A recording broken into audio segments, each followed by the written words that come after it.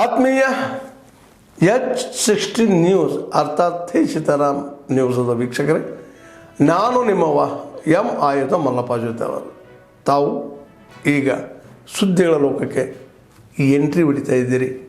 ಈ ಸುದ್ದಿಗಳನ್ನು ಪ್ರತಿಯೊಂದು ನೋಡೋ ಜೊತೆಗೆ ನಿಮ್ಮ ಅಭಿಪ್ರಾಯಗಳನ್ನು ಹಂಚ್ತಾ ಇರ್ರಿ. ಯಾಕಂದರೆ ಈ ಸುದ್ದಿಗಳು ನಿಮಗಾಗಿ, ನಿಮ್ಮ ಬದುಕಿಗಾಗಿ, ನಿಮ್ಮ ವೈಚಾರಿಕೆಗಾಗಿ, ನಿಮ್ಮ ತಿಳುವಳಿಕೆಗಾಗಿ ಅನ್ನೋದು ನಿಮಗೂ ಗೊತ್ತು. ಜೊತೆಗೆ ನಮಗೂ ನಿಮ್ಮೊಂದಿಗೆ ಇದೊಂದು ಮಾತಾಡುವಂಥ ಜೊತೆಗೆ ಸುದ್ದಿಗಳನ್ನು ಬಿಡುವಂಥ ಕೆಲಸ. ಈ ಕೆಲಸದಲ್ಲಿ ನಾವು ನಿಮ್ಮೊಂದಿಗಿದ್ದೀವಿ ಅಂತ ಹೇಳ್ತಾ ನೋಡ್ತಾ ಇರಿ ಸುದ್ದಿಗಳನ್ನು. ಬಾಮನವಾಡಿ ಗ್ರಾಮದಲ್ಲಿ ಏನು ಒಂದು ಸರ್ಕಾರಿ ಜಾಗ ಇದ್ದು ಅಲ್ಲಿ ಸಾರ್ವಜನಿಕರು ವಾಸ ಮಾಡ್ತಿದ್ದ ಹಲವಾರು ವರ್ಷಗಳಿಂದ ಅಲ್ಲಿ ವಾಸ ಮಾಡ್ತಾ ಬಂದಿದ್ದಾರೆ. ಆದರೆ ಇತ್ತಿತ್ತಲಾಗಿ ಯಾರೋ ಒಬ್ಬರ ವೈಯಕ್ತಿಕ ಹೆಸರನ್ನು ಅಲ್ಲಿ ಸೇರಿಸಲಾಗಿದೆ. ಆ ವೈಯಕ್ತಿಕ ಹೆಸರು ಬಂದಿದ ಕಾರಣಕ್ಕಾಗಿ ಇವತ್ತಿನ ದಿನ ಬಾಮನವಾಡಿಯ ಗ್ರಾಮಸ್ಥರು ಅದು ಒಂದು ಸರ್ಕಾರಿ ಆಸ್ತಿ, ಅದು ಯಾರಿಗೋ ಒಬ್ಬರಿಗೆ ಅಲಾಟ್ಮೆಂಟ್ ಆಗಿದೆ, ಅದನ್ನು ಕೂಡಲೇ ತಹಶೀಲ್ದಾರ್ ಅವರು ರದ್ದು ಮಾಡಿ ಬಾಮನವಾಡಿ ಗ್ರಾಮದ ಎಲ್ಲ ಸಮಸ್ತ ಜನರಿಗೆ ನ್ಯಾಯ ಒದಗಿಸಿಕೊಡ್ಬೇಕಂತ ಹೇಳ್ತಾರೆ ಇವತ್ತು ನಾವು ತಹಶೀಲ್ದಾರ್ ಅವರಿಗೆ ಮನವಿ ಕೊಡ್ತಾ ಇದ್ದೇವೆ. ಆದಷ್ಟು ಬೇಗನೆ ಅದು ಏನೋ ಒಂದು ಒಬ್ಬ ಪರ್ಸನಲ್ ಆಗಿ ಒಬ್ಬರ ಹೆಸರು ಏರಿದೆ, ಅದನ್ನು ಆದಷ್ಟು ಬೇಗ ಕಮ್ಮಿ ಮಾಡಿ ಅದನ್ನು ಸರ್ಕಾರಿ ಜಾಗ ಅಂತ ಹೇಳ್ಕೇರಿ ಘೋಷಣೆ ಮಾಡ್ಬೇಕಂತ ಹೇಳ್ಕೇರಿ ತಹಶೀಲ್ದಾರ್ ಅಲ್ಲಿ ಇವತ್ತು ನಾವು ಮನವಿ ಮಾಡ್ಕೊತಾ ಇದ್ವಿ.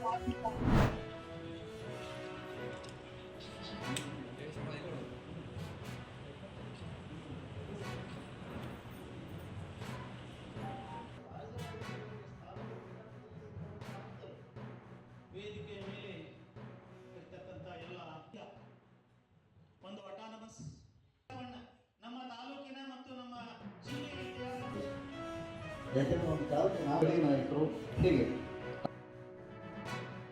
ಅನ್ನೋದು ಗೊತ್ತಿರೋದಿಲ್ಲ. ಯಾಕೆ ಈ ಮಾತನ್ನ ಹೇಳ್ತಾ ಇದ್ದೆ ಅಂತಂದ್ರೆ, ನೀವು ಯಾವ ಕಾಲೇಜಿನಲ್ಲಿ ನೀವು 3 ವರ್ಷ 5 ವರ್ಷ ನೀವು ಕಲ್ತಿದ್ದೀರೋ ಅಂತ ಕಾಲೇಜಿನಲ್ಲಿ ಇರ್ತಕ್ಕಂಥ ಒಂದು ಪ್ರಾಂಶುಪಾಲರ ಬಗ್ಗೆ ಆಗಲಿ, ಆ ಕಾಲೇಜಿನ ಬಗ್ಗೆ ಆಗಲಿ, ನಿಮಗೆ ಕಲಿಸತಕ್ಕಂಥ ಒಂದು ಗುರುಗಳ ಬಗ್ಗೆ ಆಗಲಿ, ನಿಮಗೆ ಏನಾದರೂ ತಿಳುವಳಿಕೆ ಇದ್ರೆ ನೀವು ಅವರು ಏನು ಪಾಠ ಮಾಡಿದ್ದಾರೆ, ಬೋಧನೆ ಮಾಡಿದ್ದಾರೆ, ಅದರ ಮೇಲೆ ನೀವು ಮುಂದಿನ ಇತಿಹಾಸವನ್ನ ಓದಲಿಕ್ಕೆ, ಮುಂದಿನ ಇತಿಹಾಸವನ್ನ ರಚನೆ ಮಾಡಲಿಕ್ಕೆ ನಿಮಗೆ ಅನುಕೂಲ ಆಗತ್ತಂತ ಈ ಸಮಯದಲ್ಲಿ ನಾನು ಹೇಳಲಿಕ್ಕೆ ಇಷ್ಟಪಡ್ತಾ ಇದ್ದೇನೆ. ಕಲ್ಯಾಣ ಚಾಳುಕ್ಯರು, ವಿಜಯನಗರದ ಅರಸರು ಮತ್ತು ಕಡೆಯದಾಗಿ ನಮ್ಮ ಪಾಳೆಯಗಾರರು, ಇವರೆಲ್ಲರೂ ಕೂಡ ಬಹಳ ವಿಶೇಷವಾದಂಥ ಇತಿಹಾಸವನ್ನು ಸೃಷ್ಟಿ ಮಾಡಿದ್ದಾರೆ. ಹಾಗೆ ಹೇಳಬೇಕು ಅಂತಂದರೆ, ಪಾಳೆಯಗಾರ ಅಂತಕ್ಕಂಥ ಈ ಮಾತಿದೆಯಲ್ಲ, ಇದು ವಾಸ್ತವವಾಗಿ ಇತ್ತೀಚೆಗೆ ಬಹಳ ಒಂದು ರೀತಿ ಚರ್ಚೆಗೆ ಒಳಗಾಗಿರ್ತಕ್ಕಂಥ ಒಂದು ಶಬ್ದ ಅಂತ ನನಗೆ ಅನಿಸುತ್ತೆ. ಸರ್ ಇಲ್ಲಿ ನೋಡಿ ಸರ್, ಸರಿ ಕಡೆ ನೋಡಿ. Okay,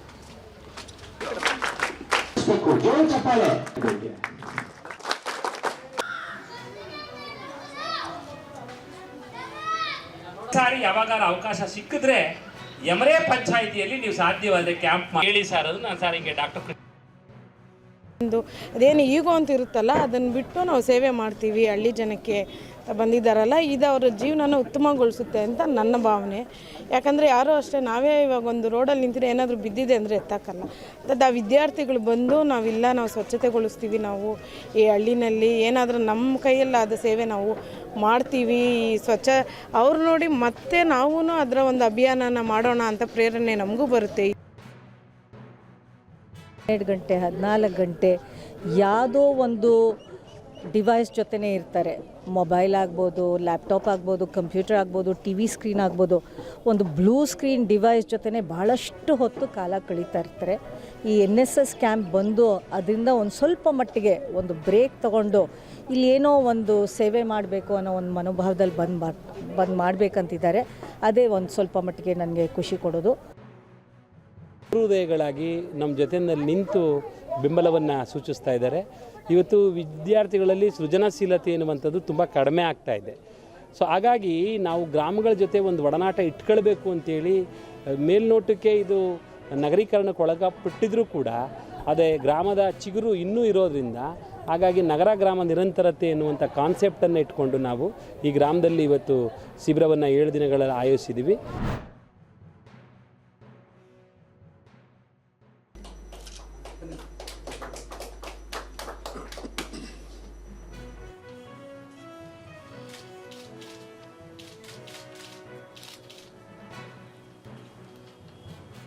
Thank you so much. Moving forward, I request Patients Council of India. So here ಒಂದು 4 ಗಂಟೆ ಹುಡುಕಿದ್ರೆ ಆ ಪಾಯಿಂಟ್ ಸಿಗೋದು. ಈಗ ಅರ್ಧ ಸೆಕೆಂಡ್ ಸಿಗ್ತದೆ. ಅದೇ ಪ್ರಕಾರ ಈಗ ಆರ್ಟಿಫಿಷಿಯಲ್ ಇಂಟೆಲಿಜೆನ್ಸ್ ಇಲ್ಲಿ 2 ಕೂಡಿಸಿರ್ತೀನಿ. ನಾನು ಹೇಳೋದು ಟೆಕ್ನಾಲಜಿ ಬಂದಿದೆ, ಅಡ್ವಾನ್ಸ್ಮೆಂಟ್ ಆಗಿದೆ. But one caution, technology must assist us, but we should not be slaves of technology.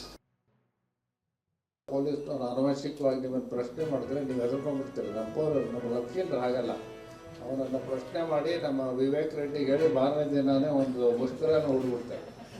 ಹಾಗಾಗಿ ಸ್ವಲ್ಪ ಅದು ಆಲೋಚನೆ ಮಾಡ್ತಾರೆ.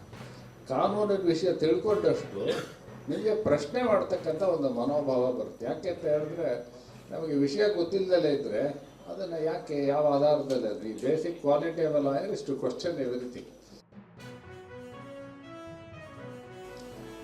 It creates a vast exposure to lawyers in Karnataka, and they are the ones who have to